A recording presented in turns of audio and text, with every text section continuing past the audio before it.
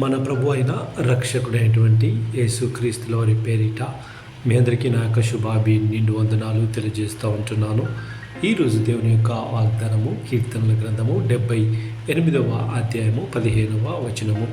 అరణ్యములలో ఆయన బండను చీల్చి సముద్రమంతా నీటిని వారికి త్రాగనిచ్చెను.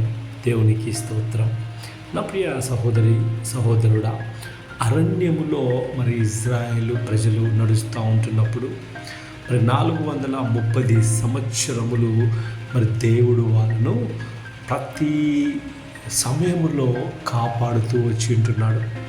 వాళ్ళకు ఎడారిలో అరణ్యములో ఏది కూడా ఉండినటువంటిది.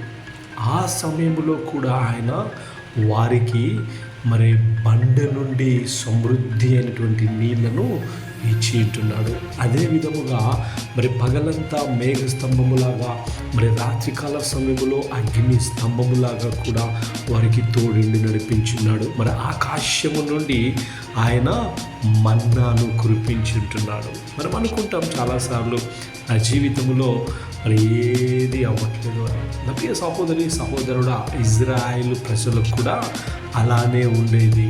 కానీ సర్వశక్తిమంతుడైనటువంటి దేవుడు వాళ్ళను పాలు తేనెలు ప్రవహించేటువంటి కానాను దేశానికి నడిపించుంటున్నాడు. నా ప్రియ సహోదరుడా, నువ్వు అనుకుంటున్నావా అరణ్యములాగా ఉంది నా జీవితం, ఎడారిలాగా ఉంది, ఏటు చూసినా అభివృద్ధి కనిపించట్లేదు, ఏది కూడా ముందుకు వెళ్ళడం లేదు. నా ప్రియ సహోదరుడా, ఒకసారి నువ్వు జ్ఞాపకం చేసుకో ఈ వాక్యాన్ని.